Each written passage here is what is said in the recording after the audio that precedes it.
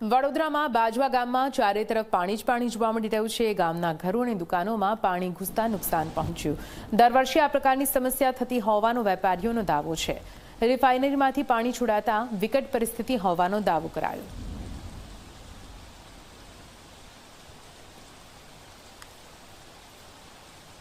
વડોદરાના બાજવા ગામમાં થોડાક જ વરસાદમાં જળબંબાકાર જેવી સ્થિતિનું નિર્માણ થયું છે। આપ જોઈ શકો છો કે અત્યારે અમે બાજવા ગામમાં ઊભા છે કે જે આ ભર બજાર છે કે જે લોકોથી ધમધમતું આ માર્કેટ છે, પરંતુ આજે આ માર્કેટની અંદર પાણી ભરાઈ જવાના કારણે આ બજાર જે છે તે અત્યારે થંભી ગયું છે। જે રીતના તમે જોઈ રહ્યા છો કે ચારે તરફ માત્ર ને માત્ર પાણી જ પાણી અહીંયા જોવા મળી રહ્યું છે।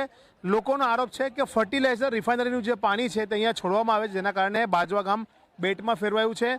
જે રીતના તમે જોઈ શકો છો કે સામેનું જે કોમ્પ્લેક્સ છે, અહીંયા જે દુકાનો છે તે તમામ દુકાનો જે છે તેને અત્યારે બંધ કરવાની ફરજ પડી છે। લોકોની અવર જવર માત્ર લોકો અહીંયા નીકળતા હોય તે પ્રકારના દ્રશ્યો છે। જે ટુ વ્હીલર અત્યારે એક છે ઇલેક્ટ્રિક ટુ વ્હીલર કે તે લઈને અત્યારે એક જે આધેડ છે તે નીકળ્યા છે અને કહી શકાય કે જે વેપારીઓ છે તેમને નુકસાન થવાનો ભીતિ છે, જેના કારણે જે ટ્રેક્ટર છે તે ટ્રેક્ટરમાં સામાન શિફ્ટ કરવામાં આવી રહ્યો છે બીજી જગ્યાએ સુરક્ષિત સ્થળે, જેના કારણે વેપારીને મોટું નુકસાન ન થાય। અહીંયાના જે નાગરિકો છે તેમની સાથે વાત કરવાનો પ્રયાસ કરીશું। શું કહેશો, દર વરસાદમાં બાજવા ગામની આવી હાલત થઈ જાય છે? બાજવા ગામ એ દર વર્ષે આ સ્થિતિ છે। જે નજીવા વરસાદમાં બી જો આ બાજવા ગામની આવી હાલત થતી હોય તો પછી આ વિકાસ કઈ ગતિએ થયો હોય એ સૌ લોકો જાણે જ છે। જ્યારે આ ગામનો જો વિકાસ કરવો હોય તો ખુલ્લા દિલથી વિકાસ કરવો જોઈએ। જો ન જીવા વરસાદમાં આટલું મોટું પાણી હોય ને જો રોજ લાઈને રોજ કમાવનાર હોય ને આ વેપારીઓને આટલું મોટું નુકસાન થતું હોય તો તેને સરકારે તાત્કાલિક ધોરણે કેશડોલ જાહેર કરવી જોઈએ। અહીંના સરપંચને વારંવાર રજૂઆત કરવા છતાં અને તાલુકા જિલ્લા પંચાયત ને વાઘોડિયા વિધાનસભાના ધારાસભ્યશ્રી એવું કહેતેલા આવતા વર્ષે તો તમને ગઈ વર્ષે પાણી આ બાજવા ગામમાં નહીં વરસે તો ધારાસભ્યને શ્રી કહેવા માંગીએ છીએ કે તમારે આ જ ગામના લોકોની મુલાકાત કરીને આ વેપારીઓની મુલાકાત કરવી જોઈએ, તેથી તમારા જે સ્ટેટમેન્ટ હતા તે સ્ટેટમેન્ટ આ વેપારી બી તમને પાછા હાલશે જ। બિલકુલ, તો જે રીતના ધારાસભ્યએ કીધું હતું કે ચોમાસામાં પાણી નહીં ભરાય, પરંતુ આ દ્રશ્ય ધારાસભ્યોએ જોવા જોઈએ અહીંયાના જે સ્થાનિક ધારાસભ્ય છે કે કયા પ્રકારની સ્થિતિ છે। જે રીતના વાત કરીએ તો આ એક ચાલક સાયકલ લઈને અહીંયા આવ્યો છે। આપ જોઈ શકો છો કે સાયકલનું આખું ટાયર પાણીમાં ડૂબી ગયું છે, એટલું પાણી છે, ઘૂંટણસામાં પાણી છે। લોકો જે છે તે કંટાળે છે, બહુ પાણી છે। अच्छा है, बारिश हुआ है તો જે રીતના પાણી વધારે છે, વરસાદ થયો તે સારી બાબત છે એવું લોકો કહે છે, પરંતુ જે વેપારીઓ છે તેમને મુશ્કેલીનો સામનો કરવો પડી રહ્યો છે। અને બાજવા ગામની આ સ્થિતિ છે કે જ્યાં ચારે તરફ ગામમાં પાણી ભર બજારમાં પાણી, અને તેના કારણે આખું બજાર થંભી ગયું છે, ગામ થંભી ગયું છે અને લોકો મુશ્કેલીમાં મુકાયા છે। પણ જે ચૂંટાયેલા પ્રતિનિધિઓ હોય, અધિકારી હોય કે ગામના સરપંચ હોય તે ગાયબ છે। કેમેરામેન મુકુંદ દવે સાથે રવિ અગ્રવાલ, G24 કલાક, બાજવા, વડોદરા। મારી ઉંમરથી આ પાણી અમે જોઈએ છે।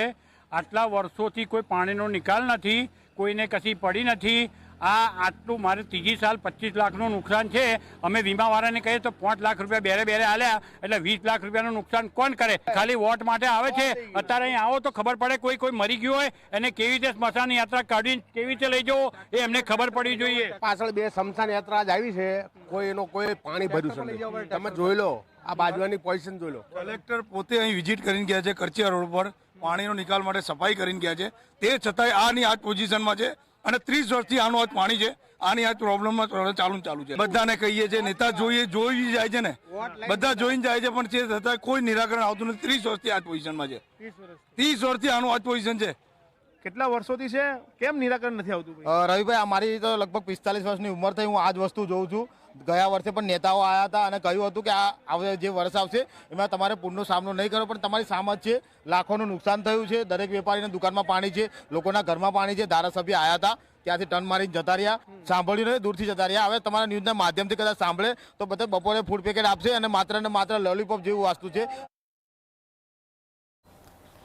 તો આપ જુઓ કેવી રીતે હાલ તો વડોદરામાં બાજવામાં પણ પારાવાર મુશ્કેલી લોકોને સહન કરવી પડી રહી છે। આ પાણી સંકટના પાણી, કેવી રીતે આ પાણીને અવસારવા, કેવી રીતે આ પાણીમાંથી બહાર નીકળવું તેને લઈને હાલ તો પ્રયત્નો કરવામાં આવી રહ્યા છે। બાજવા ગામમાં થોડાક જ વરસાદમાં ઘૂંટણસમા પાણી ભરાય છે અને આ પ્રથમ વર્ષ નહીં પરંતુ છેલ્લા 30 વર્ષથી આ જ સમસ્યા છે. ત્યારે પાણી ભરાતા વાઘોડિયાના ધારાસભ્ય ધર્મેન્દ્રસિંહ વાઘેલા અહીંયા પહોંચ્યા છે. ટ્રેક્ટર ચલાવીને પોતે આવ્યા છે. આપણે બાપુ સાથે વાત કરીશું. બાપુ, શું કહેશો?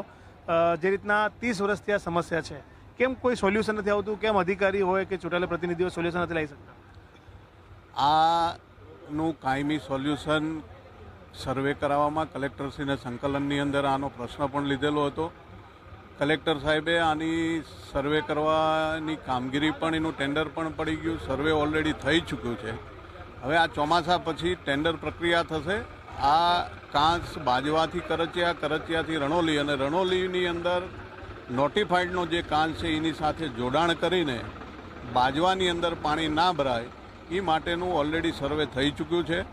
અને આ પાણી બાજવા ખાતે આખી રાત વરસાદ પડવાના કારણે જે રિફાઇનરીએ પાણી જવાનો રસ્તો જાળી મારીને અને દિવાલ બનાવીને જે રોકેલો હતો, એ અમે બાજવાના સૌ આગેવાનો, સરપંચ બધા સાથે મળીને અત્યારે એ રિફાઇનરીની જાળી અને ગેટ દિવાલ તોડીને પાણી જવાનો રસ્તો કરી દીધો છે. રિલાયન્સની દિવાલ પણ વચ્ચે આવે છે, રિલાયન્સની દિવાલ પણ તોડવાની કામગીરી ચાલુ છે. એટલે 2 થી 3 કલાકની અંદર આ જે કંઈ પાણી ભરાયેલું છે એ પાણી ઉતરી જશે. એટલે જે કંઈ તંત્રને કામે લગાડવાનું છે તંત્ર કામે લાગી ગયું છે અને 2 થી 3 કલાકની અંદર આ બધું જ પાણી બાજવામાંથી ઉતરી જશે. ગઈ વખતે લોકો કહી રહ્યા છે કે તમે વાયદો કર્યો હતો કે પાણી આ વખતે નહીં ભરાય, પરંતુ આ વખતે પણ પાણી ભરાયું. એનું કારણ એવું છે કે ગઈ વખતે વાયદો કરવાની વાત નથી, એ પછી તંત્રની રજૂઆત કરીને તંત્રએ આની અંદર ઘણી મોટી કામગીરી કરેલી છે. કારણ કે જે કોઈ પાણીના આખા સર્વેની કામગીરી સરકારશ્રી તરફથી કરાવવામાં આવી છે અને એની અંદર જે કંઈ કાંચ બનાવવાનો છે એનો ખર્ચો રિફાઇનરી આપવાની છે. ઓલરેડી કામ પ્રગતિની અંદર છે અને આ ચોમાસું આવી જવાથી કામગીરી ચાલુ થઈ શકી નથી. ચોમાસા પછી નવા કાંચની કામગીરી ચાલુ થશે અને મને ખાતરી છે કે આવતા વર્ષે આ ગામની અંદર પૂરેપૂરો અમે પ્રયત્ન કરી રહ્યા છીએ કે પાણી ના ભરાય. નહીં ભરાય પાણી, એવું આપ આશ્વાસન આપો છો અમારા માધ્યમથી આવતા વર્ષે? નહીં, અમારો પૂરેપૂરો પ્રયત્ન છે અને હું આપના માધ્યમથી કહેવા પણ માગું છું. અને અમને સતત ગ્રામજનોની ચિંતા છે. આ અમારા વેપારીઓને પણ નુકસાન થયું છે, ઘરોમાં પણ નુકસાન થયું છે. એની સરકારશ્રીની અંદર કલેક્ટરશ્રી સાથે પણ ચર્ચા થઈ છે, સર્વે કરાવી અને સરકાર તરફથી એમને જે કંઈ નુકસાન થયું છે એનું વળતર આપવામાં. એક સવાલ, ટ્રેક્ટર પર તો બેઠા છો તમે, ટ્રેક્ટર ચલાવીને જઈ રહ્યા છો, વેપારીઓની એવી લાગણી છે કે બાપુ નીચે ઉતરીને અમને દુકાનો જ્યાં પાણી ભરાય છે, સબ્જી માર્કેટમાં ભરાય, તે તમે જવાના છો? બિલકુલ, વેપારીઓ સાથે હું જવાનો છું. વેપારીની એક દુકાનમાં મુલાકાત લઈને વેપારીઓને જે કંઈ નુકસાન થયું છે એનું ચકાસણી કરીને સરકારશ્રી દ્વારા પણ સૂચના આપવામાં આવી છે કે જેને જે કંઈ નુકસાન થયું છે એનું સર્વે કરીને તાત્કાલિક એમને વળતર મળે એવું સરકારશ્રીની પણ સૂચના છે. જે રીતના ધર્મેન્દ્રસિંહ વાઘેલા કે જે ધારાસભ્ય છે વાઘોડિયાના, તેઓ અહીંયા પહોંચ્યા છે. તેમને સ્પષ્ટ કીધું છે કે વરસાદ પછી નવી કાંસ બનાવવાની જે કામગીરી છે તે શરૂ થશે. ત્યાર પછી આવતા વર્ષથી પાણી નહીં ભરાય ગામમાં તે પ્રકારના તેઓ પ્રયાસો કરશે, પરંતુ ચોક્કસ દાવો નથી કરી શકતા. અને બીજી વસ્તુ તેમણે કીધી છે કે જે પાણી ભરાવાના કારણે વેપારીઓને નુકસાન થયું છે તેનો તાત્કાલિક સર્વે થઈને તેમને વળતર મળે તે પ્રકારની રજૂઆત કલેક્ટર અને રાજ્ય સરકારમાં તેઓ કરવાના છે. કેમેરામેન મુકુંદ દવે સાથે રવિ અગ્રવાલ, G24 કલાક, વડોદરા.